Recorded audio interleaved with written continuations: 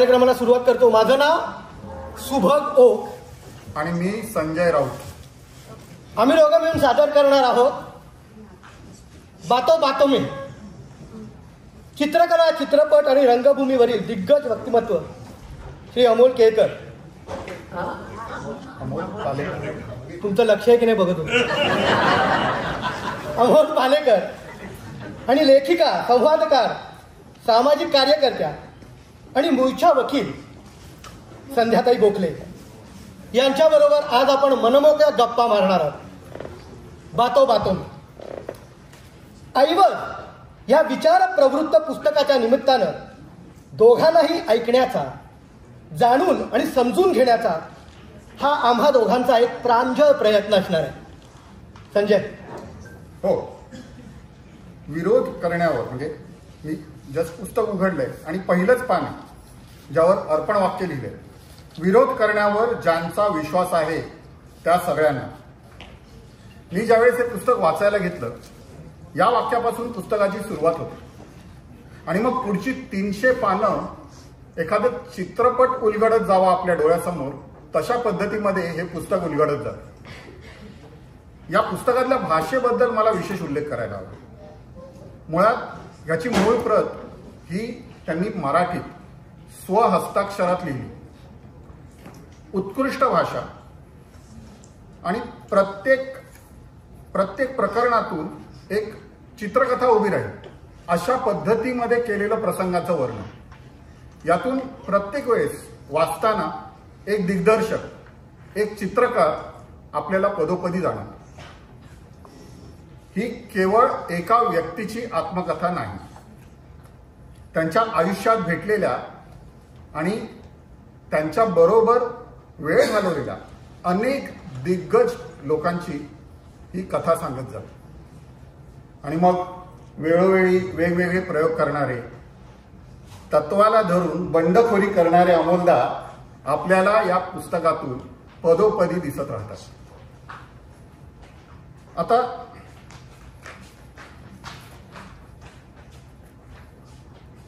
ह्या पुस्तकातलं ज्यावेळेस माझं वाचून संपलं त्यावेळेस माझ्या लक्षात आलं की हे सगळे त्यांचे विचार नाही आहेत नुसते.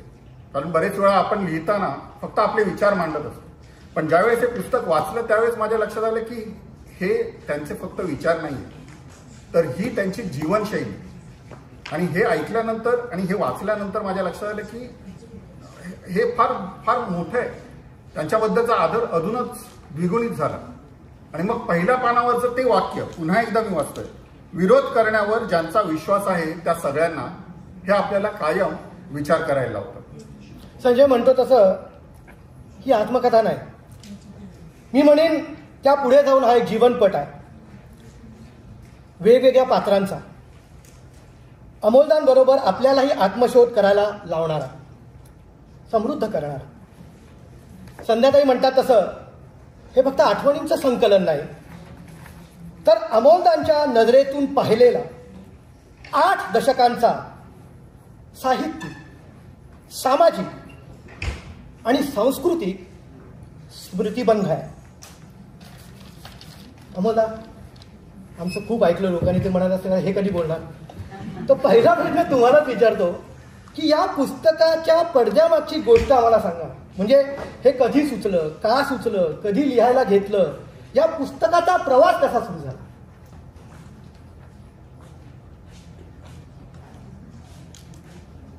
गेली एक 7-8 वर्ष अनेक सन्मित्र आणि विशेषतः प्रकाशक माझ्या मागे लागले होते की तुम्ही तुमचं आत्मचरित्र लिहा किंवा आम्हाला सांगा, आम्ही शब्दांकन करतो वगैरे वगैरे नेहमी जे.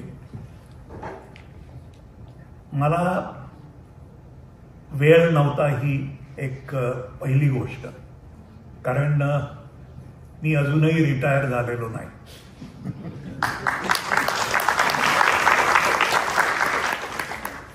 त्यामुळे काही ना काही उपद्व्याप करतच होतो.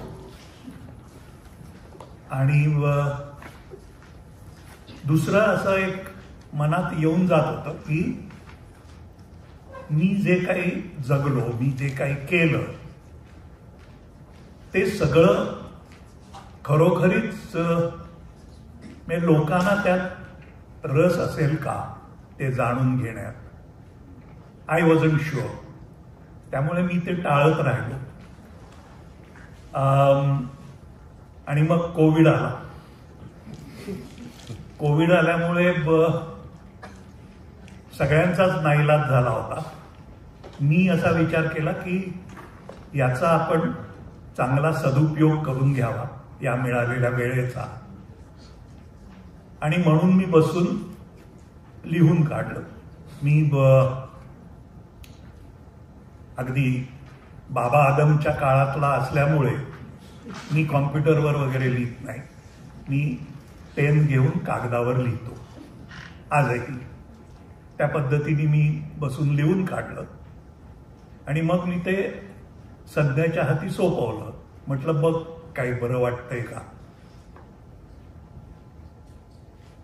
त्याच्या पुढचं मला वाटतं तिच्याच तोंडून ऐकलेलं जास्त चांगलं. नाही, मला माहिती आहे संध्याताई तुम्ही मला असं वाटतं की पहिले काही 2-3 वर्ष ते पाहिलं देखील आणि मग त्यानंतर तुम्ही ते घेतलं आणि मग सोडलंच नाही असं काहीतरी झालं. त्याबद्दल सांगा ना. हो, मला ऍक्च्युली वाटत होतं की माझ्यापेक्षा कोणीतरी दुसऱ्या माणसाने करावं याचं संस्कार आहे. कारण एका वेगळ्या पद्धतीने त्याने ते असे आठवणी, विखुरलेल्या आठवणी या पद्धतीने ते लिहिलं होतं. आणि बायको म्हणून माझ्या जर काही मर्यादा असतील तर त्याची सावली त्याच्यावरती पडू नये लिखाणावर म्हणून मी कदाचित टाळत असेल. पण मग माझं असं ठरलं होतं की 80व्या त्याच्या वाढदिवसाला हे पुस्तक आलं पाहिजे. जसजशी डेडलाईन जवळ येत गेली तसतशी हट्टी माणसाबरोबर खूप वर्ष झाल्यामुळे मला माहिती होतं की शेवटी आता मला ते घ्यायला लागणारे काम हातात. आणि ते घेतलं इतके वर्ष नाही याचं मला वाईट वाटलं. कारण अफाट जगलेला माणूस आहे हा. अफाट अनुभव आहे आणि एका वेगळ्या पद्धतीने दडपण आलं. पुढची 6 महिने पूर्ण केलं. मोठी अडचण अशी होती की याच्याकडे एकही फोटोच नाही स्वतःचा. म्हणजे ना नाटकाचा ना सिनेमाचा ना कसलाच. तर मला खूप मोठा प्रश्न पडला की काय करायचं. मग मी याच्या सगळ्या रुपेरी पटावरच्या सगळ्या हिरोईन्सना धाव घेतली आणि माझ्या तुझ्याकडे काही आहेत का फोटो वगैरे असे. मला लक्षात आलं की अवघड आहे हे सगळं. त्यामुळे मी एका मुंबईमधल्या कलेक्टरला गाठलं, त्याला पैसे दिले आणि त्याच्याकडनं त्याची स्कॅन इमेजेस घेतल्या. म्हणजे मला तू प्रत्यक्ष जास्त ठेव पण स्कॅन घेतल्या आणि मग त्या एवढ्या द्या की घबाड चालू म्हणजे. आणि मग पुस्तकात तर काही आपल्याला जास्त 20-25 मर्यादा असतात पानांच्या. म्हणून मग मला एक सुचलं की मी एक QR कोड्स पुस्तकात आहेत. 23 QR कोड्स आहेत. प्रत्येक काही संदर्भ असेल तर तिथे QR कोड आहे. तुम्ही स्कॅन केला तर तुम्ही एका वेगळ्या दुनियेत जाऊन पोचता. त्याच्यामुळे खूप रेअर त्याचे फोटो आहेत. दुर्मिळ अशी हाताने काढलेली पोस्टर्स पूर्वीच्या काळी यासाठी ती आहे. आणि लोकांपर्यंत पोहोचू न शकलेले सगळे आमचे सिनेमे आहेत ते डिजिटाईज करून घेतले. म्हणजे कैरी, अनाथ, बनकरवाडी ह्यासमोर तुम्ही डिरेक्ट केलेले, त्यांनी 15 सिनेमे डिरेक्ट केले, त्यातले 1-2 फक्त नाहीये. पण हे सगळेच्या सगळे सिनेमे तुम्हाला पुस्तकामुळे स्कॅन करून मोठ्या पडद्यावरती कास्ट करून त्याचा आनंद लुटता येईल. अगदी अलीकडचं नाटक सुद्धा. हा 75 वर्षाच्या वेळेला मला असं वाटलं होतं की त्याचं नाटकाचं काम लोकांनी बघितलं नाही. त्याच्यामुळे मी नाटक लिहिलं त्याच्यासाठी कुसूर नावाचं हिंदी नाटक. त्याचे 25 प्रयोग मी करीन असं तो म्हटला होता. त्याप्रमाणे आम्ही पूर्ण भारतात त्याचे दौरे करून 25 केले आणि तेही तुम्हाला कुसूर बघायला मिळेल. आणि मला असं वाटतं की हे पुस्तक तुम्ही घ्यायलाच पाहिजे, कारण जी आपल्या नाटकांमध्ये आपण म्हणतो ना फोर्थ बाउंड्री, तसं कधी कधी पुस्तक वाचताना असं मला वाटलं की ते पान येतं आणि त्याच्यामध्ये तो QR कोड येतो आणि मग तो तुम्ही स्कॅन करता आणि मग तुम्ही त्या डिजिटल फॉर्ममध्ये जाता आणि तुम्हाला तो कॉन्टेंट राईट देअर तुम्हाला बघायला मिळतो. त्या पानावरचं मग जे काही मांडलं आहे ते अधिक प्रकर्षाने आपल्याला जाणवतं. त्यामुळे हा जो मला तर असं वाटतं की कदाचित मराठी साहित्यात पहिल्यांदा कधी न केलेला हा उपक्रम किंवा प्रयोग असेल. एक वेल राऊंडेड कॉन्टेक्स्च्युअल पर्सनलाइज एक्सपिरियन्स, हे सगळे आत्ताचे शब्द आहेत, आपल्या IT लोकांना माहिती असतील, पण ते पुस्तकाच्या माध्यमातून जेव्हा आपल्याकडे पोहोचतात तेव्हा आपल्याला त्या संध्याकाळी म्हणाला तसं अगदी वेगळ्याच दुनियेत घेऊन जातात. मला यालाच एक जोडून प्रश्न, तुम्ही म्हणालात की तुम्ही दोघांनी लेखक दिग्दर्शक म्हणून 25 वर्ष काम केलेलं आहे एकत्र. अमोलदांनी 15 चित्रपट डिरेक्ट केलेले आहेत, त्यापैकी 8 चित्रपटांसाठी तुम्ही पटकथा लिहिलेली आहे. तुमचे अनेक चित्रपट हे मराठी साहित्यातील कथा कादंबऱ्यांवर अवलंबून आहेत, बेतलेले आहेत, राईट. तर हे असं माध्यमांतर करताना, ज्याला आपण मीडियम चेंज म्हणतो, राईट, की पुस्तकात किंवा लिहिलेलं असलेलं त्याचा स्क्रीन प्ले करणं, त्याचा डायलॉग करणं, मग ते शूट करणं, हे सगळं करत असताना त्या मूळ संहितेत बदल करण्याविषयी अमोलदा तुम्ही भूमिका बदललेली आहे, राईट. तर त्याबद्दल जरा आम्हाला सांगा. माझी पहिली भूमिका काय होती ते आधी सांगतो, म्हणजे भूमिका बदलली म्हणजे काय ते लोकांच्या लक्षात येईल. मी म्हणजे उदाहरणादाखल महेश एलकुंचवारचं पार्टी नाटक मी जेव्हा केलं तेव्हा मला असं वाटलं की ते खूप शब्दबंबाळ नाटक आहे. शब्दबंबाळ हा एकच योग्य शब्द आहे. म्हणजे इतकं नको बोलायला, आणि जिथे 2 पानं लिहिले आहेत ते मी जर एका पॅरामध्ये समर्थपणे कन्व्हे करू शकत असेल तर ते मी काढून टाकतो. असं मी केलं. अर्थातच ते महेशला अजिबात पसंत पडलं नाही.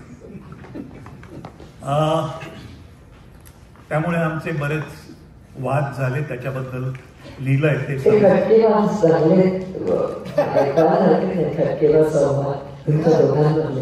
एक्झाम्पल तो असं म्हणाला की इतके जर बदल करायचे तर दिग्दर्शकांनी स्वतःच नाटक लिहावं. मी म्हटलं बरोबर आहे, परंतु अगदी कंसात लिहिलेल्या सूचनेवर हुकूम नाटक करायचं असेल तर नाटककारांनीच दिग्दर्शक व्हावं. म्हणजे ही सीमा कुठे होते आणि दिग्दर्शकाचं काय स्वातंत्र्य काय असायला पाहिजे याच्याबद्दल आपण पुन्हा एकदा नीट विचार करायला पाहिजे. इनफॅक्ट त्याच अनुषंगाने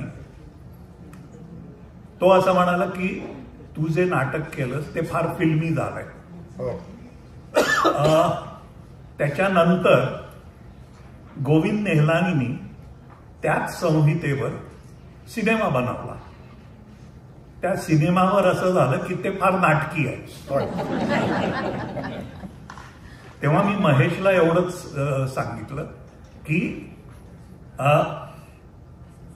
नाट्यमय आणि नाटकी याच्यातला फरक काय आहे हे आपण जाणून घ्यायला पाहिजे, आणि सिनेमॅटिक आणि फिल्मी यातला फरक काय आहे हेही आपण कलावंतांनी नीट विचार करून जाणून घ्यायला पाहिजे.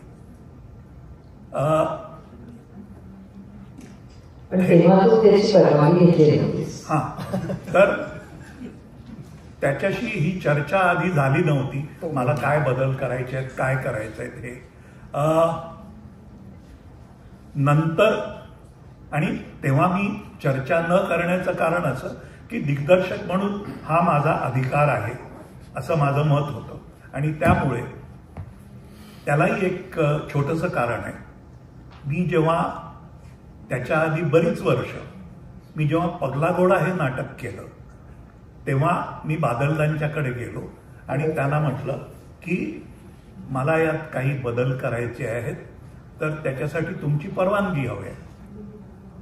बादलदा असं म्हणाले की मला जे लिहायचंय ते मी लिहून मोकळा झालोय, याच्यावर तुझं काय इंटरप्रिटेशन आहे, तुला काय बदल करायचे आहेत हे तुझं स्वातंत्र्य आहे.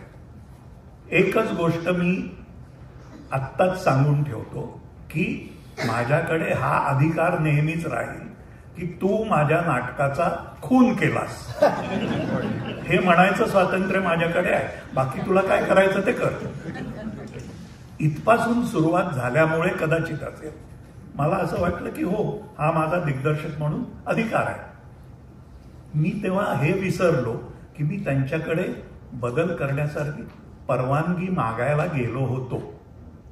हळूहळू आणि संध्या माझ्या आयुष्यात आल्यानंतर ते जास्त, ती वकील असल्यामुळे या बाबतीत खूपच सतर्क असते. तर तिथून मग मला असं झालं की तिच्या पटकथेत सुद्धा जर बदल करायचे असले तर माझा अधिकार न गाजवता मी तिच्याबरोबर चर्चा करून त्यात काय बदल करता येतील, ते बदल का आवश्यक आहेत हे सगळं करून मग आम्ही काम करायला सुरुवात केली आणि माझी भूमिका मी बदलली. त्याची सुरुवात सुरेंद्र वर्मानी जे सूर्य की अंतिम किरण से सूर्य की पहली किरण तक असं लांबलचक नाव असलेलं नाटक ते मी मराठीत केलं होतं आणि त्याच नाटकावर आम्ही नंतर अनाहत हा सिनेमा केला. जेव्हा सिनेमा केला तेव्हा पटकथा लिहिण्यासाठी संध्यानी सुरेंद्र वर्मा बरोबर चर्चा करून त्याच्याकडून लेखी परवानगी घेतली. हे मला खूप महत्वाचं वाटलं आणि त्याप्रमाणे मग मी माझी भूमिका बदलली. माध्यमांतराच्या बाबतीमध्ये म्हणायचं झालं तर एक कैलीचं आपण उदाहरण घेऊ शकतो. कारण साहित्य कृतीवरून सिनेमा करायचा आहे. त्याच्यावर जे कुलकर्णींची कथा आहे ती फार मोठी आणि चांगली कथा आहे. तर त्याच्यामध्ये मूळ पात्र जे आहे तो मुलगा असतो. पालेकरांनी त्याच्यावरती बदल करून त्या मुलाचा मुलगी केली. म्हणजे तानी मावशी आणि मुलगी तिच्याकडे आलेली या दोघींचा तो प्रवास आहे. आणि त्याच्यामध्ये त्यांना असं वाटलं की जर एखाद्या मुलीला घडवलं तर ते जास्त चांगलं होईल म्हणून त्यांनी हा बदल केला. जीएनला तर काहीच म्हणजे, परंतु लोकांना त्याचा प्रॉब्लेम होता. म्हणजे मी हा मुद्दा करते की आपल्या डोक्यात घोळ असतात की मूळ साहित्य कृतीशी प्रामाणिक किती आहे तुमचा सिनेमा किंवा तुमचं नाटक हा निकषच असू शकत नाही. कारण हे पूर्ण माध्यमात आहे. जेव्हा दिग्दर्शक सिनेमा करतो किंवा नाटक करतो हे त्याचं नियम होतं आणि त्याच्या स्वतःच्या इमॅजिनेशन प्रमाणे तो अभिव्यक्ती करतो त्याची. तर आपण श्रोते किंवा रसिक म्हणून सुद्धा आपले हे सगळे निकष किंवा हे घोळ डोक्यातले वैचारिक ते कुठेतरी आपण तपासून घ्यायला पाहिजे. माध्यमाबद्दल बोलताय तुम्ही म्हणून अमोलदा तुम्हाला एक प्रश्न विचारायचा आहे मला. तुम्ही चित्रकला, नाटक, चित्रपट, दूरदर्शन, OTT म्हणजे सर्व दृश्य माध्यमातून अगदी राजासारखे म्हणजे अगदी वेगळ्या भाषेत सांगायचं तर पिरासारखे वावरला आणि तुमचं कौशल्य त्यावेळी प्रत्येक प्रेक्षकाला दिसलं, ते अधोरेखित झालं आणि त्याबद्दल तुम्ही पुस्तकात भरपूर लिहिले. माझा प्रश्न हा त्याच्या पुढे जाऊन की या सगळ्या दृश्य माध्यमातून निवडायचं झालं तर अमोल पालेकर कोणत्या माध्यमात सर्वात जास्त रमले किंवा रमतात अजूनही? तू जे मी वावरलो राजासारखा किंवा पीरासारखा, मी त्याला असं माझ्या पद्धतीने म्हणतो की मी जाऊन लुडबुड केले. पण जेव्हा जेव्हा मी ज्या ज्या माध्यमात जाऊन वावरलो, लुडबुड केली, तेव्हा त्या माध्यमात संपूर्णपणे रमलो. म्हणजे असं नाही झालं की नाटक करत असताना माझं लक्ष सिनेमाकडे असतं, असं कधीच नाही झालं. मी त्या माध्यमात अगदी स्वतःला संपूर्णपणे झोकून दिलं. हे सगळं जरी खरं म्हटलं तरी आज मागे वळून बघताना असं एका छोट्या पद्धतीने म्हणायला हरकत नाही की कदाचित माझ्यातला चित्रकार तसा नेहमी मागेच राहिला आणि त्याचा मी वेगवेगळ्या पद्धतीने वापर करून घेतला वेगवेगळ्या माध्यमात. परंतु चित्रकलेचा प्रवास हा तसा मागे पडला.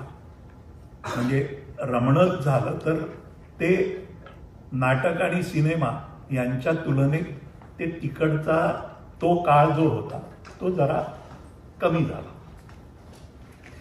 तुम्ही एकच सांगतो माझ्या मध्ये लुडबुडला नाही, कारण लुडबुड झाली की पसार असतो. हो, तुम्ही नाही लुडबुड, तुम्ही रमला.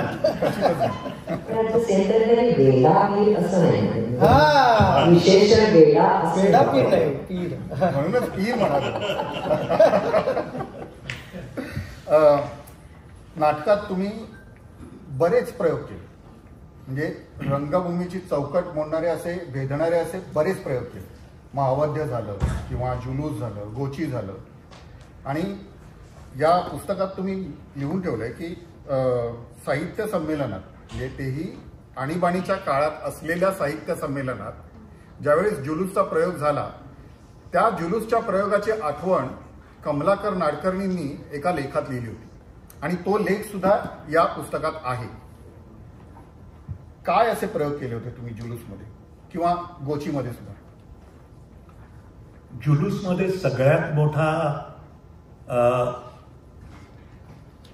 मोठा प्रयत्न आम्ही जो केला तो हाच की आणीबाणीच्या विरोधात एक सामान्य माणूस म्हणून मी कसा आवाज उठवू शकतो, हे बादल सरकारांच्या संहितेमध्ये होतं आणि ते आम्ही करायचं ठरवलं. मी आणि हेमू अधिकारी आम्ही दोघांनी मिळून. त्याच्यातली एक पहिली छोटीशी किक ज्याला आपण म्हणू ती अशी होती की आम्ही त्याचा पहिला प्रयोग राज्य नाट्य स्पर्धेत, म्हणजे सरकारी प्लॅटफॉर्मवर अगदी दिमाखानी केला. सरकार विरोधी भूमिका असणारं नाटक हे सरकारी रंगमंचावरून करणं, याच्यात आम्हाला एक वेगळी किक.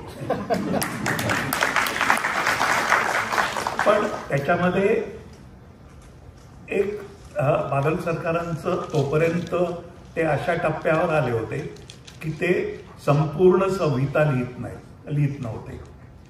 ज्याला आपण एक सांगाडा म्हणू अशा पद्धतीची संहिता जुलूसची होती. त्यामुळे त्यातले कुठचे प्रसंग खुलवायचे, कुठचे हे करायचे, याच्यासाठी दिग्दर्शकाला म्हणजे रान मोकळं होतं. त्याच्यामध्ये एक मला अजूनही आठवतं आणि मला खूप असा अभिमान वाटतो की त्याच्यामध्ये जुलूस या नाटकाची सुरुवात थोडक्यात मी सांगतो. म्हणजे सगळे लोक जमतात आणि तिकडे त्यातले काही लोक म्हणजे आमचे नट मंडळी प्रेक्षकात बसायचे आणि प्रेक्षकातून उठून ते घोषणाबाजी करायला सुरुवात करतात. आता प्रेक्षकातून उठून येणं वगैरे हाही त्यावेळेला खूप माहीत नसलेला असा प्रयोग होता. आणि त्यांनी घोषणाबाजी करायला सुरुवात केल्यावर सगळे लाईट्स एकदम ऑफ व्हायचे, म्हणजे संपूर्ण काळोख. आणि त्या काळोखामध्ये एक फक्त मोठ्या टॉर्चचा प्रकाश सगळीकडे फिरायचा आणि त्याच्या मागोमाग एक असा उंचा पुरा बलदंड असा पोलीस यायचा आणि तो म्हणायचा, गडबड अजिबात करायची नाही, सब कुछ ठीक है, सगळं यथायोग्य चाललेलं आहे, चला आपापल्या घरी जा. इथून सुरुवात व्हायची नाटकाची. आणि तिथे एक वयस्कर माणूस आणि एक तरुण मुलगा ज्याला मुन्ना म्हटलंय, या दोघांचा प्रवास या सगळ्या ह्याच्यात कसे वेगवेगळ्या टप्प्यांवर ते या मुस्कटदाबीला तोंड देतात किंवा त्याच्यातून काय मार्ग काढायचा प्रयत्न करतात, हे नाटक म्हणजे जुलूस. त्याच्यामध्ये एक प्रसंग आम्ही असा खुलवला होता, तो असा की मुन्नाची हत्या केली जाते आणि ती हत्या किती वेगवेगळ्या प्रकारे केली जाते. म्हणजे त्याला गॅस चेंबरमध्ये टाकलं जातं, त्याला फायरिंग स्क्वॉड समोर उभं करून ते तसं शूट केलं जातं. असे वेगवेगळ्या प्रकारे, म्हणजे ज्यामध्ये तुम्हाला ऐतिहासिक संदर्भही पटपट पटपट पटपट तर गॅस चेंबरमध्ये टाकणं, ह्याच्यासाठी वेगळं काही बोलायची गरज नाही, परंतु त्याच्यातून कन्वे व्हायचं की आपण कसे लोकांवर दडपशाही करत आलो आहोत आणि आजही ती कशी चालू आहे हे दाखवण्यासाठी ते प्रसंग असे खुलवले गेले होते. आम्ही जुलूसचे जवळजवळ 150 ते 200 प्रयोग त्यावेळेला इमर्जन्सीमध्ये केले. याचाही खूप अभिमान होता आम्हाला की जाऊन आणि कानाकोपऱ्यावर जाऊन प्रयोग करायचो. मी ज्या पद्धतीने, म्हणजे त्याच्यामध्ये काही प्रॉप्स नाहीत. आता गॅस चेंबरमध्ये गुदमरवून मरणं, याच्यामध्ये काहीही प्रत्यक्ष गॅस नाही, काही नाही, चेंबर नाही, काय कसलंच नेपथ्य नाही, आणि तरी सुद्धा ते गॅस चेंबर आहे आणि त्याच्यामध्ये तो तडफडून मरतोय. हे सगळं फक्त अभिनेत्याचा शारीरिक अभिनय आणि संपूर्ण ॲटमॉस्फिअर या जोरावर आम्ही ते सगळं करायचो. त्यामुळे आम्ही त्याचे प्रयोग कुठेही जाऊन सगळीकडे केले. म्हणजे अगदी कोणाच्या गॅरेजमध्ये जाऊन केले, हॉस्पिटलच्या फॉयरमध्ये केले, जिथे जमेल, जिथे लोक आम्हाला बोलवायचे तिथे जाऊन आम्ही केले. आणि तो जो लोकांशी एक त्यावेळेला संपर्क होत होता, त्याच्यातून लक्षात येत होतं की आणीबाणीच्या विरोधात लोकांची ही मतं किती प्रखर होती हे आम्हाला कळत होतं. आम्ही ते करू शकलो याबद्दल मला खूप समाधान आहे आणि अभिमान.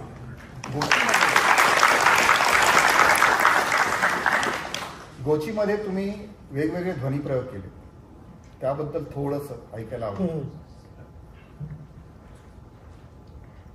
काय होतं, आपण सर्वसाधारणतः शब्दाच्या अंगानी नाटक असाच नेहमी विचार करतो. म्हणजे वाईट उदाहरण द्यायचं झालं तर आजही दिवाणखान्यात आल्यानंतर पहिलं वाक्य आलो. अरे आला हे दिसतंय, आता आलो म्हणायची काय गरज आहे.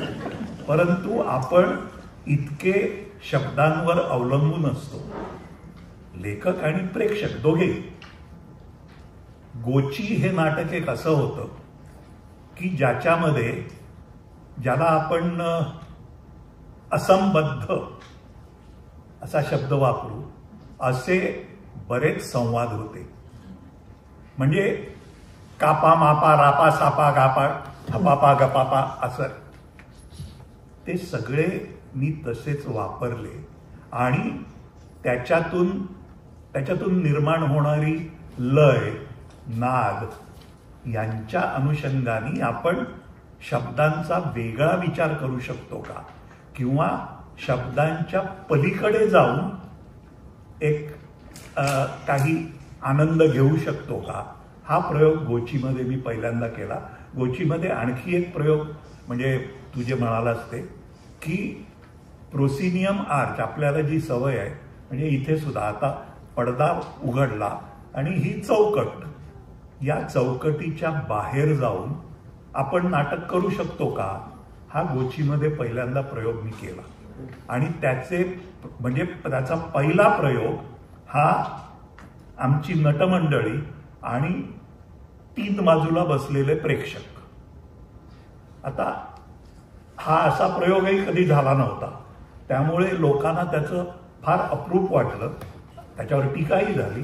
परंतु हे असे जे प्रयोग केले ध्वनीच्या आधाराने, मी 2 उदाहरणं पटकन थोडक्यात सांगतो. एक म्हणजे अच्युत वझे नाव जो लेखक आहे त्यांनी चलवे भोपळ्या टुणूक टुणूक असं नाटक लिहिलंय. इतक्या वर्षांनी ते आता प्रकाशित झालं. हेही एक म्हणजे गमतीचा भाग आहे. त्याच्यामध्ये सुद्धा भोपळा, वेगळा, कावळा, वळावळा असे त्यांनी संवाद लिहिलेले आहेत. आता त्याच्यामधलं जे नादमाधुर्य आहे ते वापरून मग मी ते भोपळा, वेगळा, कावळा, वळावळा आणि मग तुझ्या गळा माझ्या गळा, गुंफू मोत्यांच्या माळा असं ह्याचा वापर करून असे खूप छान म्हणजे ऐकायलाही छान वाटतात आणि एक शब्दांच्या पलीकडे जाऊन आपण काही आनंद घेऊ शकतो का असे प्रयोग केले होते. त्याच्यातला एक आणखी महत्वाचा प्रयोग म्हणजे अप्रकाशित दिवाकर हे मी जे केलं त्याच्यामध्ये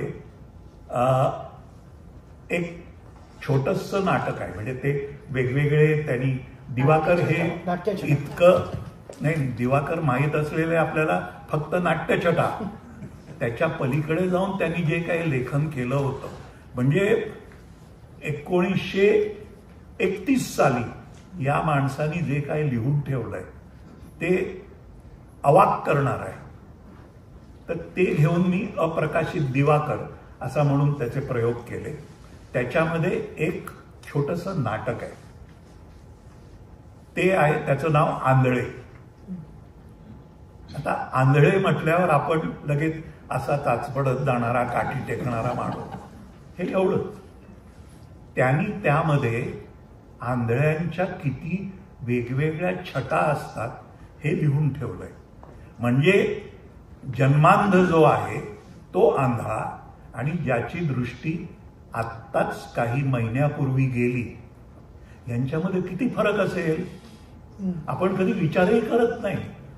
तर अशा वेगवेगळ्या छटा आंधळ्यांच्या त्या त्याच्यामध्ये होत्या आणि त्यामुळे तिथे मी इनफॅक्ट सगळ्या ऍक्टर्स आणि आम्ही जवळजवळ 15 दिवस आधी डोळ्यावर काळी पट्टी बांधून आम्ही एका खोलीत वावरायला सुरुवात केली. आणि मग आमच्या असं लक्षात आलं की ध्वनी हा किती महत्वाचा आहे.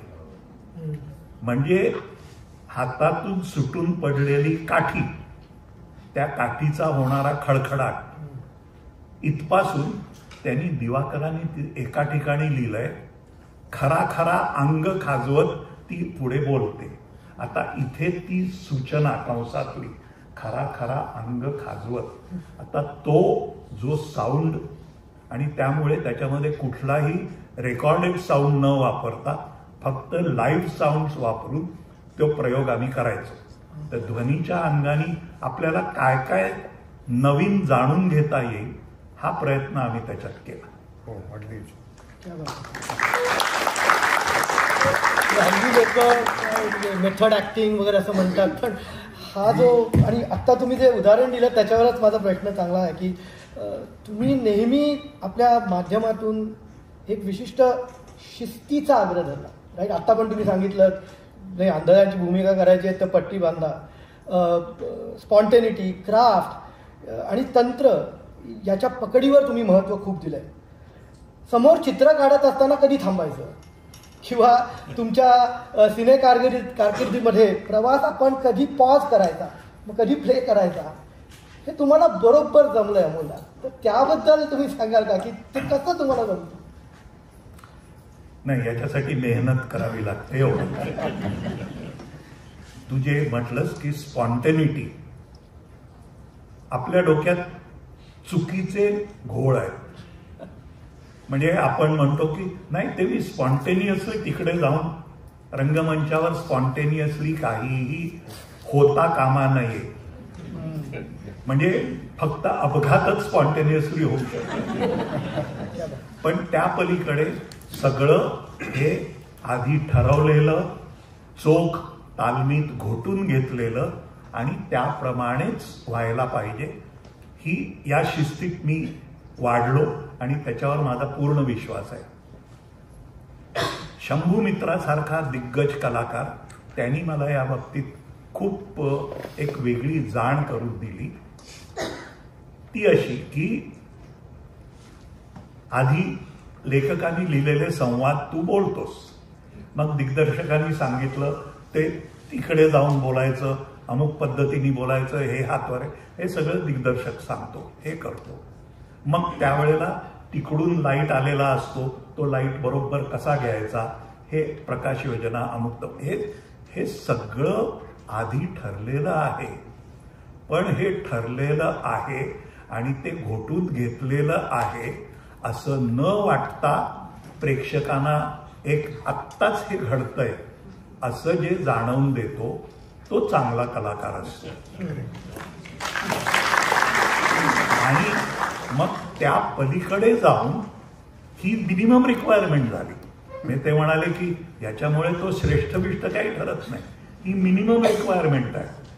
आपण त्याचं उगीच अवडंबर माजवायची ही गरज नाही, ही मिनिमम रिक्वायरमेंट आहे. हे संवाद संध्या गोखलेंनी लिहिलेले नाही, मलाच आत्ताच स्फुरले असं वाटण्याचं कसब ज्या अभिनेत्याकडे असतो तो श्रेष्ठ ठरतो.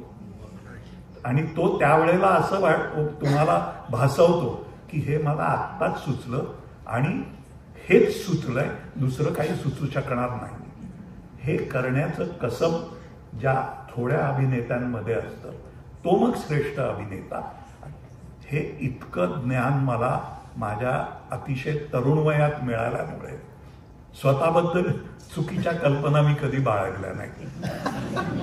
मला वाटतं खानोलीचं नाटक सोडलं असेल, म्हणजे तो चालणारं नाटक रंगभूमीवर, व्यावसायिक रंगभूमीवरती केलं, त्याच्याविषयी तू सांगितलं त्यांना तुझा मुद्दा पटेल. खानोलकरांचं नाही, जयवंत दळवींचं बॅरिस्टर नाटक तुमच्यापैकी बहुतेकांनी म्हणजे ज्येष्ठ लोक आहेत त्यांनी बघितलंच असेल. बॅरिस्टर हे नाटक गोवा हिंदू असोसिएशननी माझ्याकडे पाठवलं आणि दामू केंकरे तेव्हा ते दिग्दर्शित करणार होते. तर दामू सारख्या ज्येष्ठ आणि श्रेष्ठ दिग्दर्शकाकडून खऱ्या अर्थाने मला प्रचंड आदर आहे दामूबद्दल. त्याच्याबरोबर काम करायला मिळणं, त्याच्या हाताखाली काम करायला मिळणं आणि जयवंत दळवींचं सुंदर नाटक, त्यामुळे मला खूप मोह पडला होता. परंतु मी त्याला नकार दिला. याचं एकमेव कारण असं होतं की गोवा हिंदू असोसिएशनला ते धंदेवाईक रंगभूमीवर करायचं होतं आणि धंदेवाईक रंगभूमीवर म्हटल्यानंतर मग त्याचे 500 प्रयोग 600 प्रयोग, माझी छातीच दडपून गेली की मी एवढं नाही करू शकत बुवा. 500 प्रयोग आणि 600 प्रयोग तेच करत राहणं आणि त्या शिस्तीत राहून करत राहणं हे माझा आवाका नाही एवढा, आणि त्यापेक्षा आपण न केलेलं बरं असं म्हणून मी त्याला नकार दिला. हे जे मी पुढे नंतर प्रश्न विचारणार होतो यावर, पण दुबेजींकडून पण ह्याचे काही संस्करण झालं का, म्हणजे या ओव्हरऑल व्यक्तित्वाचं? याच संदर्भात दुबे बरोबरची एक आठवण म्हणजे आम्ही वल्लभपूरची दंतकथा असं मराठी नाटक केलं. ते नाटक लोकांना भयंकर आवडलं. राज्य नाट्य स्पर्धेत सगळी पारितोषिकं आम्ही पटकावली वगैरे वगैरे. ते नाटक, त्याचे प्रयोग धो सुरू झाले आणि धो म्हणजे त्याचे काहीतरी 20-22 प्रयोग झाल्यानंतर मी दुबेला म्हटलं की नेमकं कुठे काय होणार, प्रेक्षक कुठे खदखदून हसणार, कुठे टाळ्या वाजवणार, कुठे चुक करणार, हे सगळं आता जवळजवळ तोंडपाठ झालं. त्यामुळे आता प्रयोग करण्यात मजा येत नाही मला. तो म्हणाला मजा नाही येत, बंद करूया. आणि त्यांनी एक सक्सेसफुल नाटक क्षणाचाही विलंब न लावता बंद करून टाकलं. आता अशा संस्कारात मी वाढल्यामुळे कदाचित 13 लोक असताना सुद्धा प्रयोग करायचा. हो. आणखी एक शिस्त म्हणून तुझे म्हणाला, दुबे बरोबर एक खूप महत्वाची शिस्त मला पुढे बाणवली मी. ते म्हणजे मुसळधार पाऊस पडत होता आणि तेजपाल ऑडिटोरियम म्हणजे मुंबई ज्यांना आठवते किंवा माहिती आहे, गवालिया टँक म्हणजे जिकडे इतकं पाणी पटकन भरतं, तिथे आमचा प्रयोग होता. प्रयोग सुरू व्हायच्या आधी कांती मडिया म्हणून गुजराती अतिशय सुंदर नट दिग्दर्शक सुद्धा, तो माझ्याबरोबर त्या नाटकात काम करत होता. तो म्हणाला की फारच कमी लोक आहेत, म्हणजे मोजून 13 लोक होते, तर 600चं ऑडिटोरियम, त्याच्यामध्ये फक्त 13 लोक. तर तो म्हणाला की प्रयोग कॅन्सल करूया. दुबे इतका खवळला, तो म्हणाला या सगळ्या पावसात या सगळ्याला न जुमानता आवर्जून नाटक बघण्यासाठी 13 लोक आले आहेत, म्हणजे 13 नाहीत, ते 13 आहेत, तर त्यांच्यासाठी प्रयोग होणारच होणार. आणि मला त्यांनी असं सांगितलं की आज 13 लोक आहेत, त्यामुळे जास्त इंटेन्सिटीनी त्या 13 लोकांच्या पर्यंत पोचायचा प्रयत्न करायला पाहिजे. ही जी शिकवण मिळाली की 13 लोक आहेत तर उरकून टाकूया किंवा कॅन्सल करूया, आणि मग फक्त नंबर गेम आणि हे सगळं जे गणित धंदेवाईक रंगभूमीवर जी मांडली जातात त्याच्या विरुद्ध अशी शिकवण मला दुबेकडून तिकडे मिळाली. माझा एक अनुभव सांगतो इकडे, म्हणजे लहान थोडी मोठा घात घेतो, पण मी विजयकडे केंकरेकडे काम करायचो आणि जेव्हा आमचं नाटक होतं आंतरनाट्यामध्ये संगीत पूर्णावतार नावाचं, तेव्हा त्या नाटकामध्ये 40 लोक होती आणि आम्ही कणकवलीला गेलो होतो, तिथे पण असेच 12-13 लोक होती. तर आमच्यातले काही म्हणायचे की आज आपण जिंकलो आपण जास्त आहोत. मग आम्ही दुसऱ्या अंकात काय लोक तिकडे जाऊन बसायचो, आणि तुझ्या प्रवेशाला निदान 25 तरी झाली ते. तो अनुभव मला पण आठवला. संध्याताई, तुम्हाला तुमच्याकडे होतो, मगाशी आपण भाषेच्या दृश्यात्मकतेविषयी मी बोललो आणि मला हे वाचायचंय, कारण त्यांनी खूप छान पद्धतीमध्ये लिहिलंय अमोलयांनी. एका विशाल समुद्रावर तुम्ही उताने तरंगत आहात आणि क्लोजअपमध्ये तुमच्यावरून ड्रोन शॉट सुरू होऊन मग तो पॅन होत जाऊन लॉंग शॉट होत असताना टेकू देणारे 2 हातच दिसतात. कॅमेराने न टिकू देण्याची खबरदारी घेणारे ते हात तुझे होते संध्या, असं पालेकरांनी लिहिलंय.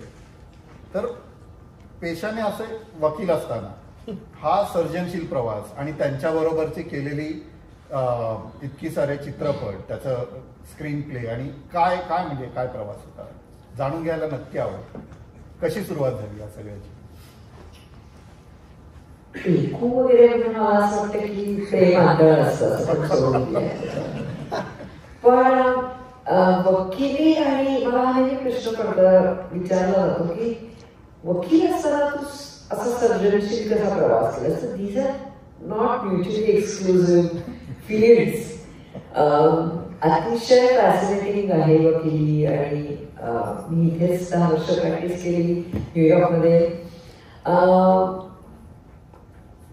पण या माझ्या जे कलागुण असे म्हणाले तसं बऱ्यापैकी लपले गेले होते, कारण आपल्याला सगळ्यांना इथे माहिती आहे की इथे, आणि त्यातून वकिली इथली तर विशेषतः मेल प्रोफेशन, त्यामुळे मला डिमांड असतात. पण पालेकरांनी मला अतिशय आग्रह धरून माझ्याकडनं पटकथा लिहून घेतल्या. Anahat was my first screenplay. त्याच्यानंतर मी लगेच पहेली लिहिला. ऍक्च्युली आम्ही 15 वर्षात नाही 12 वर्षात 8 सिनेमे केले, 5 थिएटर फेस्टिवल्स केली, भिन्नशर्ज म्हणून किशोरी अमोणकरांवरचा लघुपट केला. म्हणजे ऍक्च्युली आम्हाला थांबायला आणि उसंत घ्यायला वेळ नव्हता. त्यामुळे असं ठरवून केलं असं नाही, ते होत गेलं. आणि एका वेगळ्या पद्धतीने तुम्हाला जर ती म्हणजे झपाटले पण असतं त्याच्यावर तुमच्या लक्षात राहत नाही की तुम्ही काय एक्झॅक्ट करताय किंवा हे ठरवून तुम्ही काय केलं नाही किंवा काही आर्थिक गणित बांधून त्याच्यातनं काही केलेले ते होत गेलं.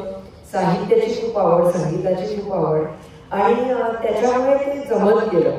आणि आमच्या दोघांची प्रॉब्ली वेवलेंथ आणि संवेदनशीलता सिमिलर असल्यामुळे तो प्रवास सोपा झाला. आणि आता त्याच्यात मजा येते ती वाद झाल्यानंतर सगळ्यात, कारण त्याच्याशिवाय मग मजा नाही येत.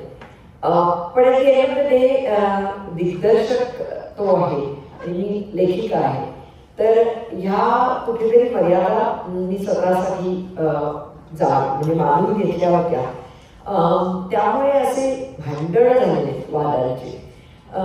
त्यामुळे it was a very fascinating प्रवास. मला आणि तुम्ही बघत असाल, ऐकत असाल, हे जरा नॉन लिनियर आहे. आम्ही कसेही जातोय ते याचं 1930 साली तुम्ही काय केलं आणि मग 50 असं काही नाही आहे. त्यामुळे आता हा प्रश्न जो आहे तो एकदम वेगळा आहे. तर अमोलदाना प्रश्न आहे की प्रत्येक कलाकाराला थोडी असुरक्षितता असते, राईट, इन्सिक्युरिटी असते. एखादा मर्यादेपलीकडे आपण काय करायचं, कसं करायचं, केव्हा करायचं, याबद्दलचे बरेच किस्से तुम्ही स्वतःबद्दल पण सांगितलेत. पण शशी कपूर, जितेंद्र, राजेश खन्ना किंवा अगदी डॉक्टर घाणेकर यांच्याबद्दल पण तुम्ही एक्झाम्पल दिले. त्याबद्दल आम्हाला सांगा ना की ते तुम्ही कसं बॅलन्स केलं आणि तुम्ही त्यांना कसं बघितलं, ते काय करायचे?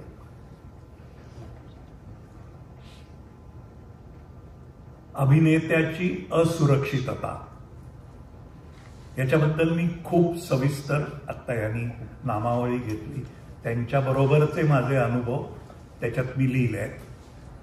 मला नेहमी हा प्रश्न पडायचा की अभिनेता इतका असुरक्षित का असतो आणि विशेषतः तो स्टार झाल्यानंतर ती असुरक्षितता वाढत का जाते. Rajesh Khanna was a superstar. त्याच्या समोर मी त्याची उंची कमी होईल असं काहीही न करता जर वावरतोय तर मग त्याला असुरक्षित का वाटावं. म्हणजे ती असुरक्षितता माझ्याकडून आलेली नाही, ती त्याची स्वतःची आहे. मग ती त्याला अनेक कारणं असू शकतात. ह्याच्याबद्दल मी खूप विचार करत राहिलो आणि या सगळ्या लोकांच्या बरोबर च्या इंटरॅक्शनमध्ये मला ते जास्त जास्त जाणवत गेलं. मी स्वतः अपघाताने नट झालेला असल्यामुळे असेल कदाचित, पण मला कधीच असुरक्षित वाटलं नाही. कारण आपण ग्रेट ॲक्टर व्हावं किंवा आपण सुपरस्टार व्हावं असं माझं स्वप्नच नव्हतं. त्यामुळे असेल कदाचित. पण मी म्हणजे ॲक्टर्स तुम्हाला लक्षात येईल, नाटकात वावरलेल्याही माणसाला किंवा प्रेक्षकांना सुद्धा, जेव्हा दोन अभिनेते समोरासमोर उभे राहतात तेव्हा त्यातला एक अभिनेता अगदी न चुकता अपस्टेज करायचा प्रयत्न करतो. अपस्टेज म्हणजे काय की माझा चेहरा जास्त दिसू दे, त्याला अपस्टेजिंग म्हणतो आपण. म्हणजे असे दोघे जर उभे आहेत तर मी असं येण्याऐवजी मी असं यायचं. म्हणजे टीव्ही सिरियल्स बघत असाल तर दोघं जण आली येत असतील तर एका माणसाचा चेहरा दिसत नाही ना, दुसऱ्याच माणसाचा दिसतो जर कॅमेरा समोर. तर आम्ही वाईट पद्धतीने दोन्ही काळाला मिठी मारायची. आपण सर्रास बघतोय. हे वाईट आहे. आलिंगन देताना दोघेही कॅमेऱ्याकडे का बघतायत? आलिंगन देताना एकाची पाठ असणार, जो कोणी असेल, एक तो किंवा ती. परंतु ही असुरक्षितता आपण इतकी वाढवत नेली आहे. माझ्यामध्ये ती कधीच नव्हती. त्याच्यामध्ये मी एक छोटासा जो उल्लेख केलाय तो मला इथे आवर्जून सांगावासा वाटतो तो म्हणजे विश्राम बेडेकरांचा. विश्राम बेडेकर हे अत्यंत मोठे दिग्दर्शक, लेखक, एक झाड दोन पक्षीसारखी कादंबरी लिहिलेला माणूस, रणांगण पासून बलदंड माणूस. त्यांच्या कारकिर्दीतला शेवटचा चित्रपट रुस्तुम सोराब नावाचा होता. तो रुस्तुम सोराब, त्याच्यामध्ये पृथ्वीराज कपूर आणि प्रेमनाथ असे 2 सुपरस्टार्स त्या हिंदी चित्रपटात होते. त्याचा जो सेट उभारला होता तो अतिशय धेडगुजरी सेट होता. हे नेहमी असतो तसा. त्याला नाधड इजिप्शियन, नाधड मुस्लिम कुठचंच कल्चर नसलेला. त्यांचा तरुण मुलगा नुकताच अमेरिकेहून परत आला होता. तो तिकडे सेटवर पोहोचला. त्यांनी विचारलं, बाबा हा कुठल्या कालखंडातला आहे? तेव्हा बेडेकरांनी शांतपणे उत्तर दिलं, माझ्या सरत्या कालखंडातलं.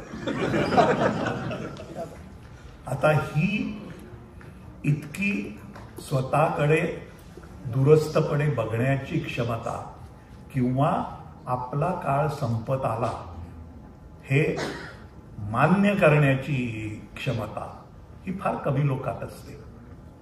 बेडेकरांच्या सारख्या माणसाकडून हे की माझ्या सरत्या काळातलं हे कुठचाही काही म्हणजे त्याच्यामध्ये क्लेश नाही, काही चिडचिड नाही, काही नाही, हे न करता शांतपणे मुलाला सांगण्याचं धैर्य कदाचित मला या अशा लोकांच्या सहवासामुळे मिळालं.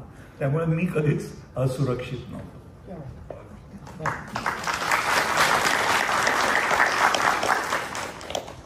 आपण हिंदी चित्रपटाबद्दल बोलतोय, तर त्याच अनुषंगाने हा दुसरा प्रश्न आहे. म्हणजे मूळधारा कमर्शियल सिनेमा, बॉलिवूड ज्याला आपण म्हणतो, त्यात तुम्ही कधीच रमला नाही आणि NSD, FTI यातून आलेल्या लोकांच्या चमूमध्ये तुम्हाला प्रवेश नव्हता असं तुम्ही पुस्तकात मांडलं. म्हणजे जर तुमच्या कारकिर्दीकडे बघत गेलं तर अशा 2 समांतर रेषा चालू आहेत की मूळधारा आणि पॅरलल सिनेमा, FTI किंवा NSD मधून. पण या दोन्ही समांतर रेषांना तुम्ही नेहमी छेद देत गेला. आणि जर मॅथमॅटिक्समध्ये जर विचार केला इंजिनिअरिंग सारख्या ह्याच्यात, तर ते नॉट इक्वल टू साईन तयार होतं. म्हणजे boy next door Amol Palekar is not equal to अभिव्यक्ती स्वातंत्र्यासाठी लढणारा, प्रसंगी टीका झेलणारा अमोल पालेकर. तर तुम्ही चित्रपटासोबत नाटक आणि इतर गोष्टींच्या सेन्सॉरशिप विरुद्ध तुम्ही बरेच लढे दिले. तर मग यातला एखादा लढा आताही लक्षात आहे का, किंवा अजूनही चालू आहे, किंवा असं आहे? सेन्सरशिप विरुद्धचे लढे तर अजूनही चालू आहेत आमचे. पहिला लढा जो दिला होता तो पहिला असल्यामुळे कदाचित जास्त आठवणीत राहिलाय. वासनाकांड म्हणून पुन्हा महेश एलकुंचवारचंच नाटक आम्ही केलं आणि त्याचे प्रयोग रवींद्र नाट्य मंदिरला जाहीर केले होते. सरकारने त्याच्यावर बंदी टाकली आणि प्रयोग करायला आम्हाला मनाई केली. मी त्याच्या विरुद्ध हायकोर्टात गेलो आणि कारण ते नाटक भाऊ बहिणीच्या अनैतिक संबंधावर आधारित आहे. त्यामुळे मग म्हणजे सरकारकडून जे कारण दिलं गेलं ते असं की त्यामुळे लोकात फार खळबळ माजेल. In fact it will be a law and order situation म्हणून आम्ही परवानगी नाकारतोय. थोडक्यात अगदी हायकोर्टमध्ये माझे वकील त्यांनी माझी बाजू मांडली, अतिशय समर्थपणे मांडली आणि निकाल आमच्या बाजूनी लागला. तो निकाल हाती पडायला संध्याकाळचे 5 वाजले होते आणि 5 वाजता मुंबई हायकोर्टमधून निघून सुसाट मी रवींद्र नाट्य मंदिरला पोहोचलो आणि 7 वाजता प्रयोग केला. त्याच्यामध्ये एक महत्वाचं हे जे न्यायाधीशांनी त्यावेळेला सांगितलं म्हणजे लॉ अँड ऑर्डर सिच्युएशनच्या बद्दल, त्यांनी असं सांगितलं की असा कुठे सकृतदर्शनी पुरावा तर दिसत नाही की अशी काही सिच्युएशन येईल, परंतु समजा अशी परिस्थिती जर उद्भवली तर त्यावेळेला सरकारनी गुंडगिरीला प्रोत्साहन न देता कलावंताच्या मागे उभं राहणं हे सरकारचं कर्तव्य आहे. आज जेव्हा आपण आजूबाजूला बघतो तेव्हा आपल्याला वेगळंच दृश्य दिसतं. पण त्यावेळी त्याचा परिपाक म्हणून तुम्हाला पोलीस म्हणजे त्या नाटकाच्या प्रयोगांना पोलीस संरक्षण मिळालं होतं. हो, म्हणजे सरकारला द्यायला न्यायाधीशांनी ऑर्डर दिल्यामुळे पोलीस प्रोटेक्शन मध्ये आम्हाला प्रयोग करायला. याच अनुषंगाने आता त्यात तुम्ही आता वकील म्हणजे आता हा पूर्वीचा झाला, पण आताही काही ह्यातले लढे होत आहेत. गेल्यानंतर दुसऱ्या दिवशी आता 7 तारखेला हायकोर्टमध्ये फायनल हिअरिंगला आमचं मॅटर आहे. त्याचा एक छोटा मुद्दा आहे पण अतिशय महत्वाचा आहे. महाराष्ट्र आणि गुजरात या दोनच राज्यांमध्ये नाटकाच्या संहितेचं प्री सेन्सरशिप सर्टिफिकेट मिळवावं लागतं. म्हणजे मी एक संहिता लिहिली की एक परिनिरीक्षण मंडळ आहे, त्याला माझी संहिता द्यायची, त्यांनी ते ओके करायचं, त्याचं सर्टिफिकेशन मला द्यायचं, तरच मी त्या नाटकाचा प्रयोग मंचावरती करू शकते. आता याच्यातल्या वास्तव काय सांगते, ती संहिता मी स्टेजवरच उभी राहून आम्ही सगळ्यांनी मिळून वाचून तुम्हाला दाखवली तर त्याच्या सर्टिफिकेटची गरज नसते. किंवा आम्ही ते नाटक केलं स्टेजवर आणि ते शूट केलं कॅमेऱ्यातनं आणि ते तुम्हाला अगदी OTT किंवा दूरदर्शनवरती पण दाखवलं तरी त्याची काही गरज नाही. किंवा मी रेडिओवरती जाऊन वाचलं ते तरी पण अशा पद्धतीची काही गरज नाहीये सर्टिफिकेटची. आणि मी कर्नाटकात गेले किंवा मी चेन्नईमध्ये गेले, मी दिल्लीत गेले तर गरज नाही त्याच नाटकाच्या प्रयोगाला.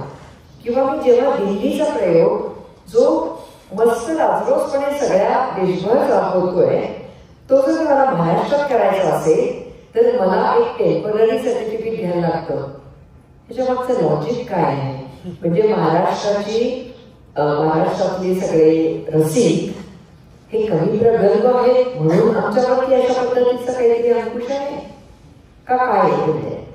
सो आणि आताच ते होईल आणि कदाचित तुम्ही वाचाल आणि आम्ही जिंकू, केस आम्ही नक्कीच जिंकू. पण अशा पद्धतीचे सेन्सरशिपच्या छोट्या छोट्या छोट्या छोट्या इतक्या लढाया लढायला लागतात आणि कायम असं होतं की कलाकार मंडळींना ती लढाई लढायला लागते.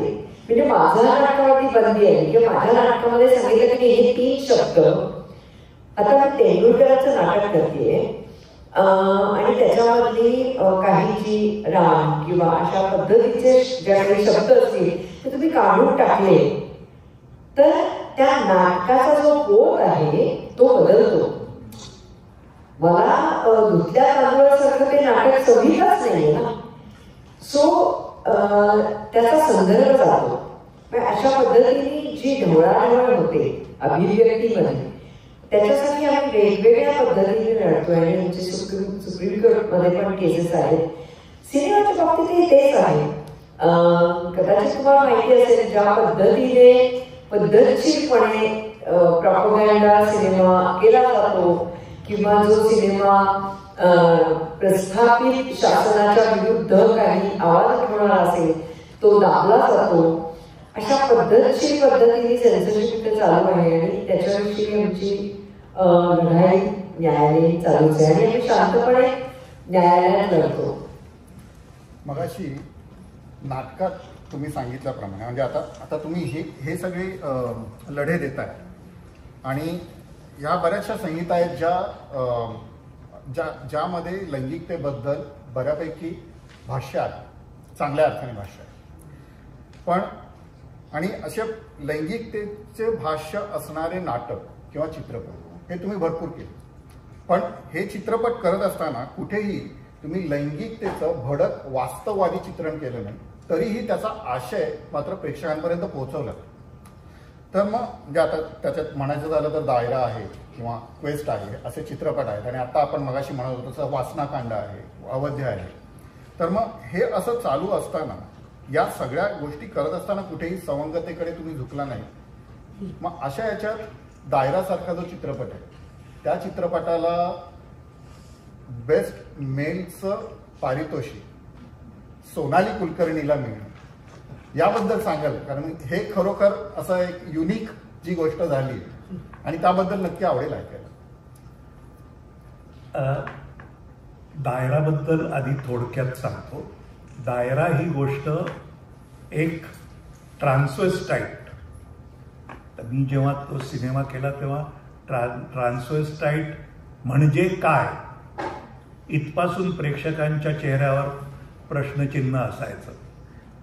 ट्रान्सवेस्टाईट is not a hijra, he is not a chhakka, he is a man who likes to dress like a woman. इतकं साधं, परंतु असा पुरुष आणि अशी एक बाई जिला असहाय्य झाल्यामुळे पुरुष वेश परिधान करायला लागतो, अशा दोन व्यक्तींची ती गोष्ट आहे दायरा. आता तो सिनेमा 4 निर्माते होते, त्यांच्या आपापसातल्या वादावादीमुळे आणि भांडणामुळे तो भारतात प्रदर्शितच झाला नाही, त्यामुळे भारतात बघायला मिळाला नाही. परंतु परदेशी अनेक फिल्म फेस्टिवल्समध्ये त्याची खूप वाखाणणी झाली आणि विशेषतः फ्रान्समध्ये त्या चित्रपटाला ग्राप्री मिळालं. त्या ग्राप्री बरोबरीनेच सोनाली कुलकर्णीला बेस्ट मेल ऍक्टर असं अवॉर्ड दिलं गेलं आणि निर्मल पांडेला बेस्ट फिमेल ऍक्टर असं त्या दोघांना तिथे गौरवलं गेलं. निर्मल पांडेची बातमी खूप आपल्या माध्यमांनी उचलून धरली आणि त्याचं त्याबद्दल रास्त ते कौतुक झालं. सोनाली बेंद्रे कदाचित सोनाली कुलकर्णी मराठी असल्यामुळे तिने त्याच्याबद्दल काहीच टामटूम केली नाही, किंवा मी सुद्धा दायराला ग्राप्री मिळालं याच्याबद्दल मी कधीच गाजावाजा केला नाही. आमच्या या कदाचित मराठी असल्याच्या नको त्या खोडीमुळे लोकांना ते कळलं नाही. अमोलदा, खूप चित्रपट पूर्ण होतात पण काही चित्रपट अर्धवट होतात. त्याबद्दल तुमचे असे काही चित्रपट आहेत का की जे प्रदर्शितच झाले नाही? पुस्तकात त्याच्याबद्दलही लिहिलंय. हो. 2 वेगळ्या कॅटेगरीजमध्ये आपण त्यांना वेगवेगळं हे करूया. काही चित्रपट असतात जे थोडंसं शूटिंग होतं आणि पुढे बंद होतं. म्हणजे एक अगदी उदाहरण देऊन म्हणून सांगतो. मी आणि स्मिता पाटील आम्हाला दोघांना घेऊन एक तरुण बंगाली दिग्दर्शक बंगाली चित्रपट बनवू इच्छित होता आणि त्याचं एक 7-8 दिवसाचं शूटिंग कलकत्त्यात झालं. त्याची खूप हृदय आठवण माझी आणि स्मिताची कशी ती मी सविस्तर लिहिली आहे. पण तो त्या 7-8 दिवसाच्या नंतर पुढे गेलाच नाही, तो चित्रपट बनलाच नाही.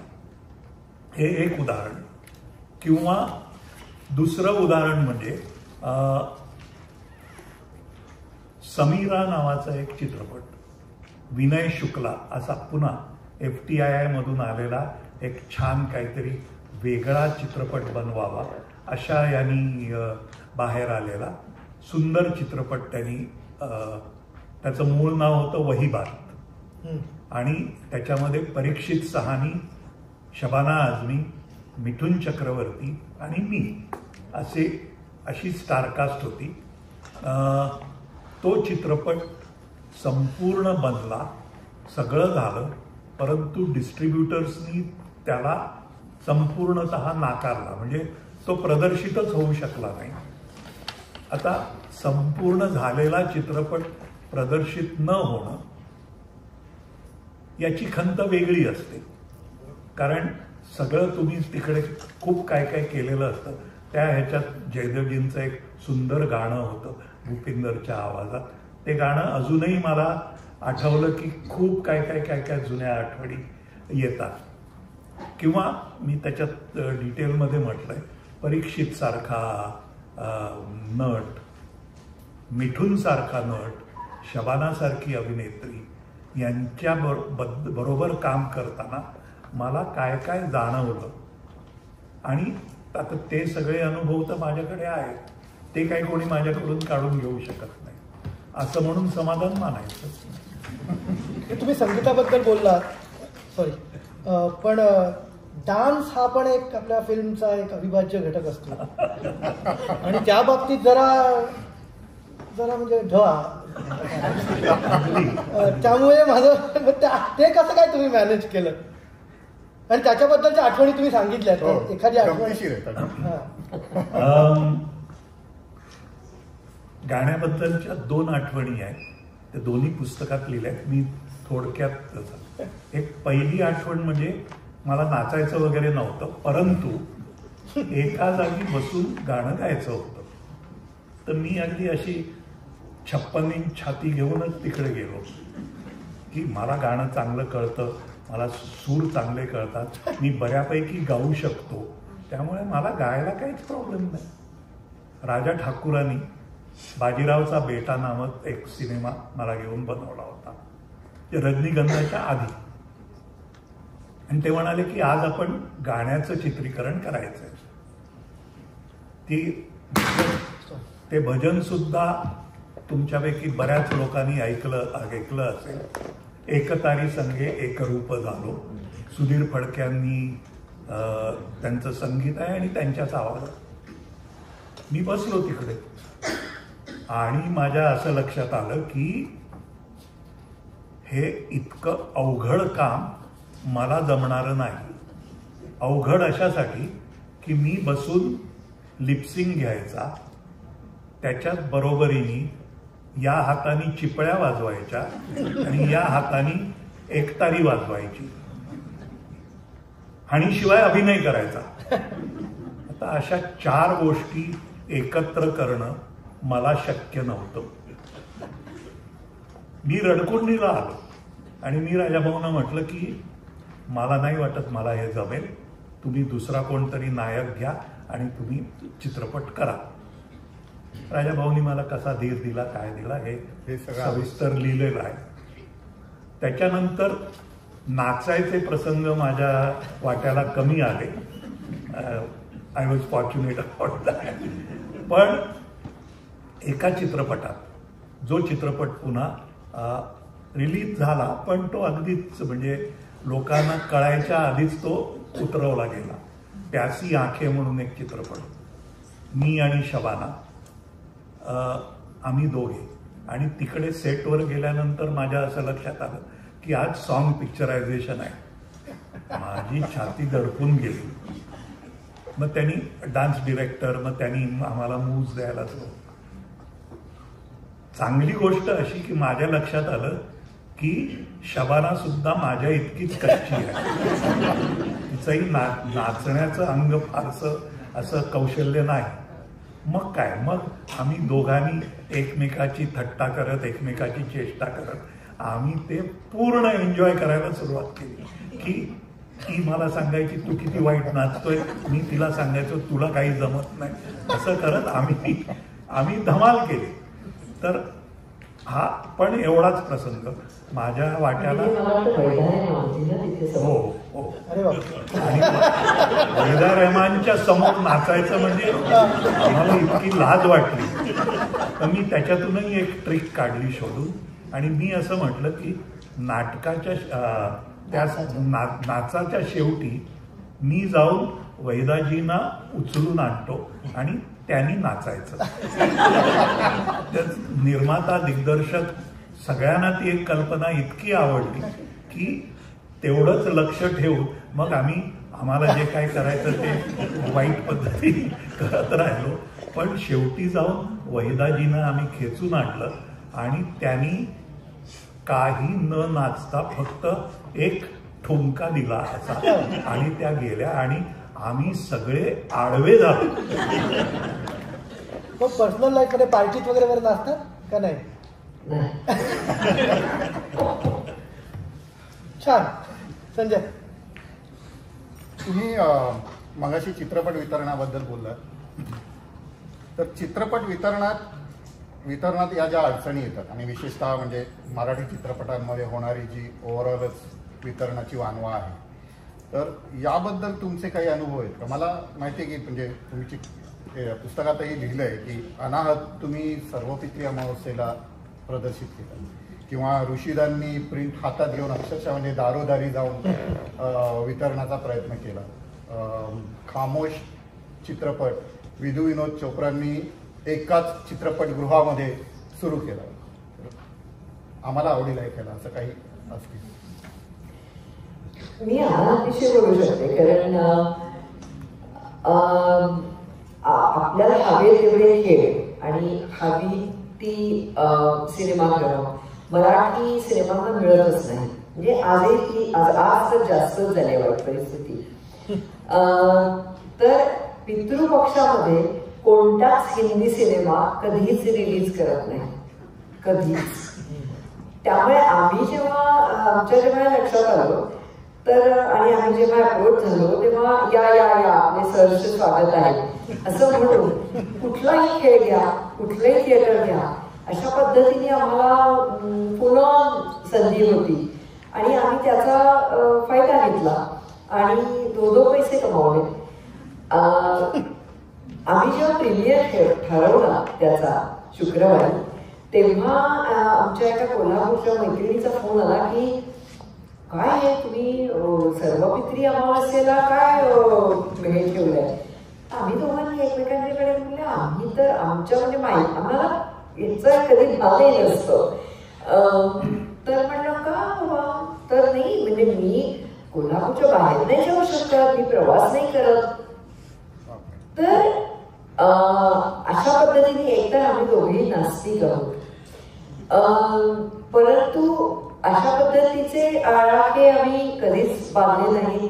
आणि एका वेगळ्या पद्धतीने त्याच मैत्रिणींनी की तिने आम्हाला असं सांगितलं होतं की मी येऊ शकत नाही, हा एक मुद्दा वेगळा, सिनेमा आपटे किंवा तो सिनेमा 6 आठवडे चालला, आम्ही धो पैसे कमावले त्याच्यामध्ये.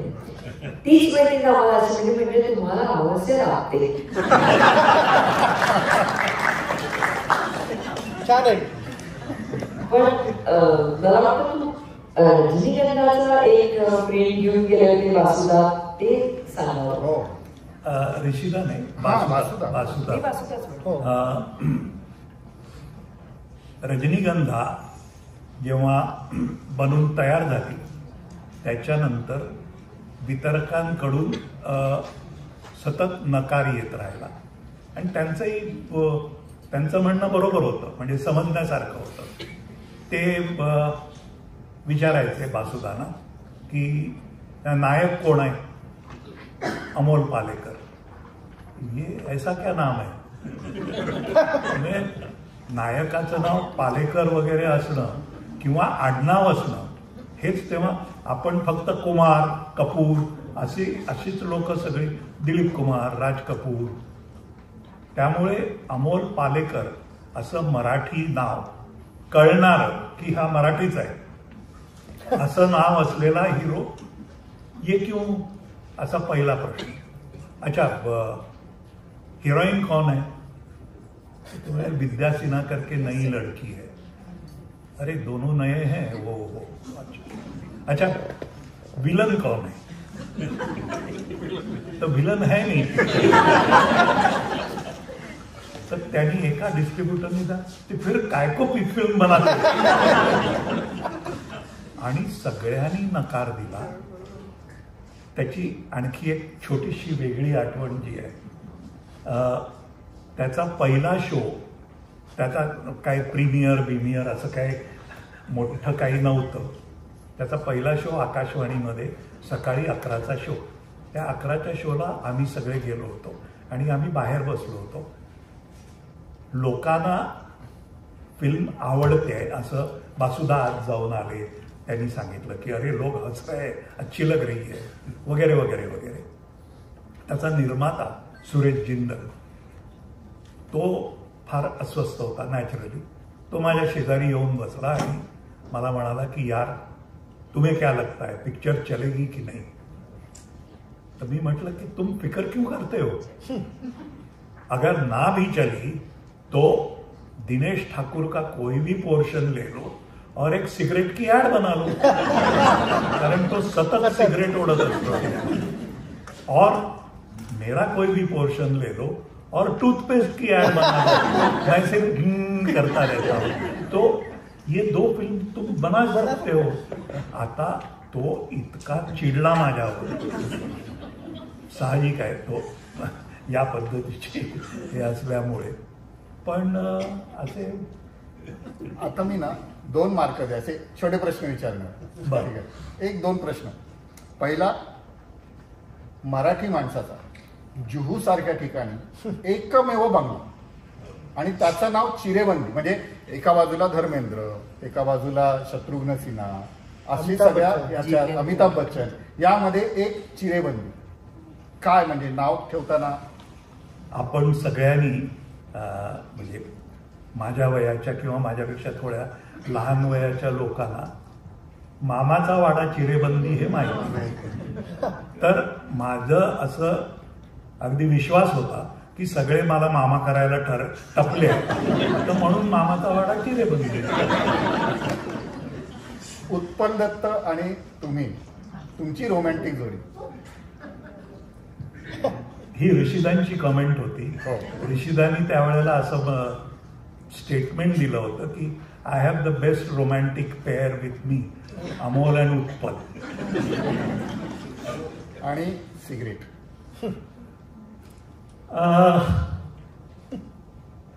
32 वर्ष दिवसाला 72 सिगरेट्स मी ओढायचो सातत्याने, आणि पुढची 30 वर्ष एकही सिगरेट न ओढता काढली.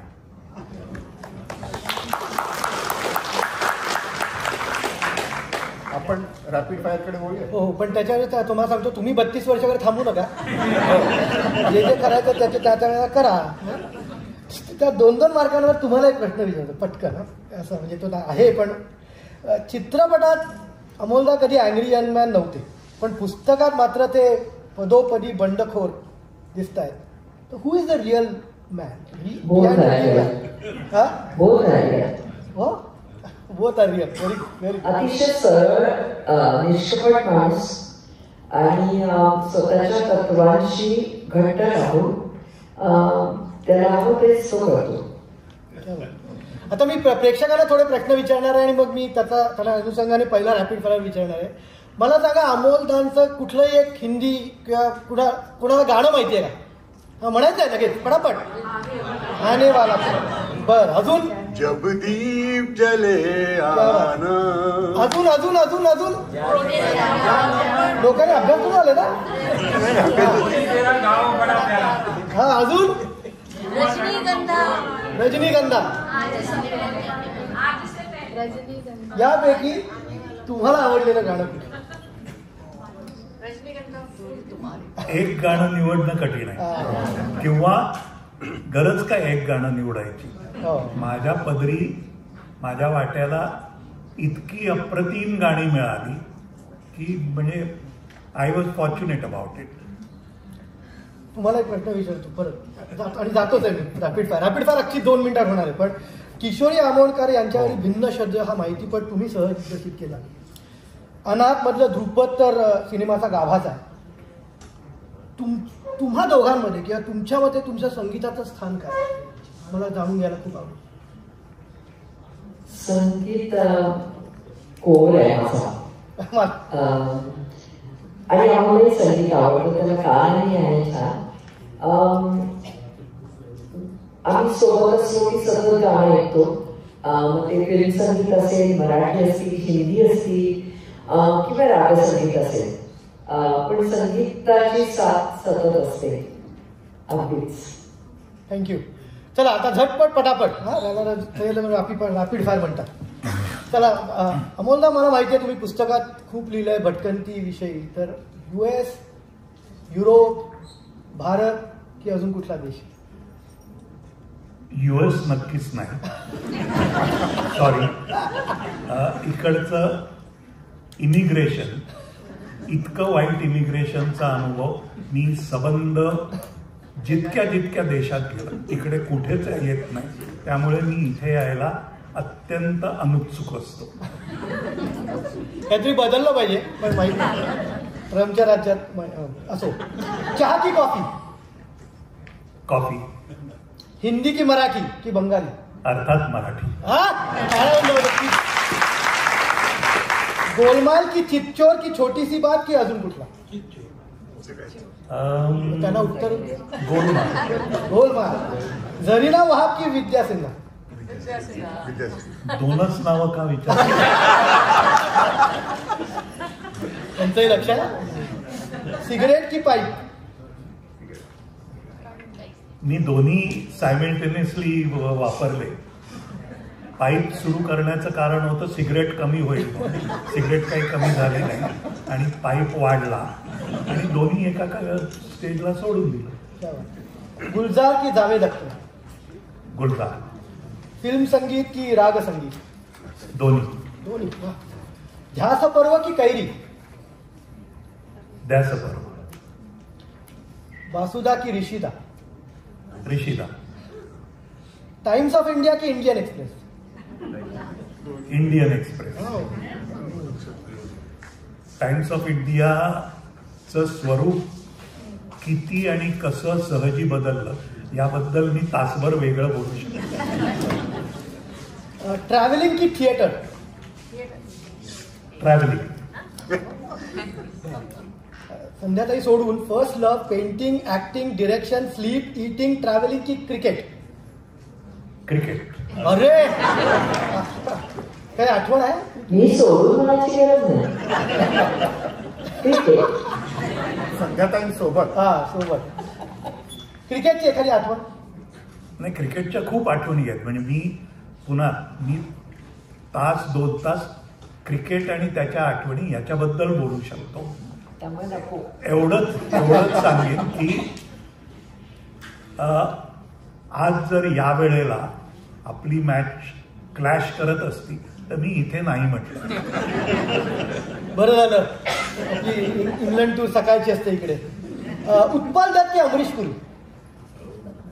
दोन्ही. आणि जिथून आपण सुरू केलं गुरुवर्य, बादल सरकार की दुबेजी? पुन्हा दोघांनी मला वेगवेगळ्या पद्धतीने भरभरून दिलं. तर मंडळी, ह्या आजच्या मुलाखतीत अमोलदा आणि संध्याताई यांनी जबाबदार रंगकर्मी म्हणून त्यांनी अनुभवलेला आणि आपल्यासमोर सादर केलेला अंतस्वर, तोच ऐवज आपल्यासमोर उलगडला. चित्रकला, चित्रपट, नाट्य, काव्य, संगीत, समाज, तत्वज्ञान आणि एकंदर आयुष्याकडे पाहण्याची त्यांची शिस्त आणि त्याचबरोबर शांत व चिंतनशील प्रगल्भ दृष्टी आपल्या सर्वांना अंतर्मुख करून गेली असेल यात शंका नाही. 90 मिनिटात हा खजिना आपल्याला लुटता येणार नाही, तो आमचा प्रयत्नही नाही. पण त्यासाठी तो टेबलावरचा ऐवज तुम्ही घरी घेऊन जायला हवा. कारण हा ऐवज तुम्हाला विचारात पाडतो पण थांबू मात्र देत नाही.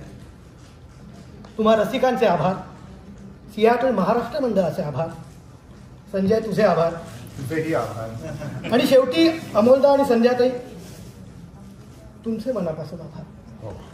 कारण तुमचे अनुभव तुम्ही आम्हाला अनुभवायला दिलेत म्हणून. मी आता अमोलदांना विनंती करतो की ज्या कवितेनं तुम्ही पुस्तकाचा शेवट केलाय तीच कविता सादर करून तुम्ही या कार्यक्रमाचाही शेवट करावा. त्यानंतर मी अजिबात बोलणार नाही, कारण त्यांचे शब्द तुम्ही घरी घेऊन जावेत अशी माझी नम्र विनंती आहे. धन्यवाद. एक फक्त विनंती, पुस्तक आधी जरूर वाचा, नंतर पुन्हा जाऊन प्लीज आमचे सिनेमे बघा. म्हणजे काळाच्या पुढे असलेले सिनेमे आम्ही बनवले. धुसर, जेव्हा अल्झायमर विषयी माहिती पण नव्हतं, मराठीचा पहिला सिनेमा धुसर, विमा लागून अप्रतिम काम केलंय.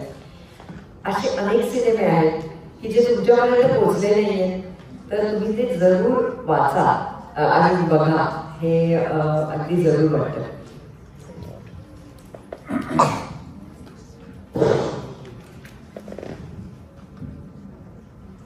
आजच्या घडीला आजूबाजूला इतक्या लाजिरवाण्या करणाऱ्या घटना जगभर घडत आहेत की सगळ्या संवेदनाच थिजून गेल्यासारखं वाटतं.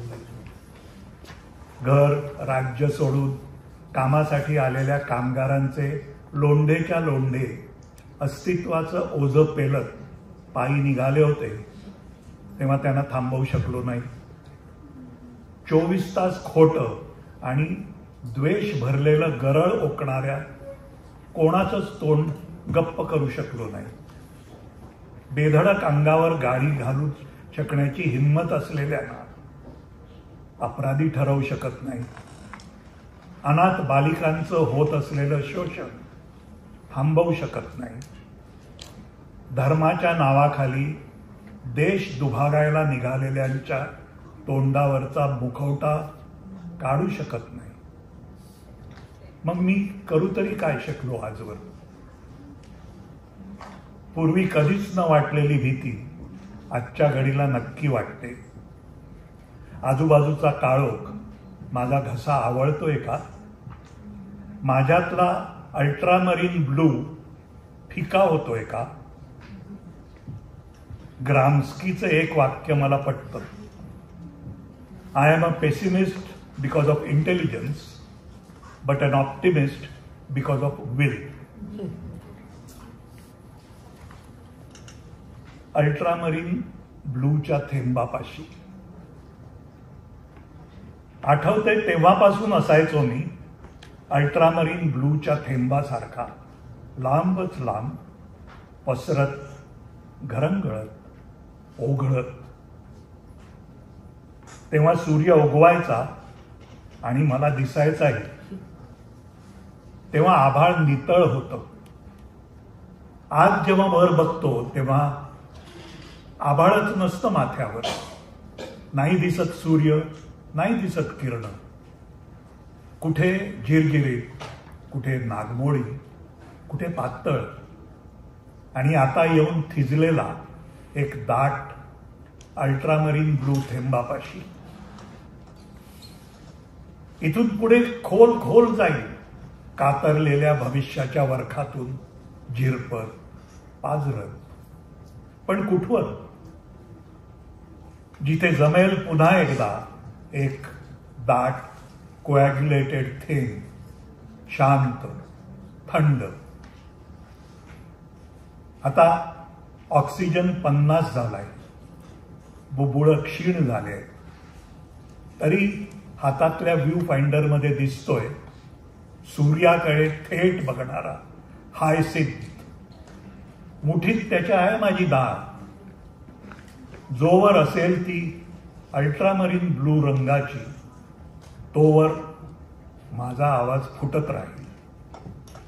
जोवर असेल ती अल्ट्रामरीन ब्लू रंगाची, तोवर माझा आवाज फुटत राहील.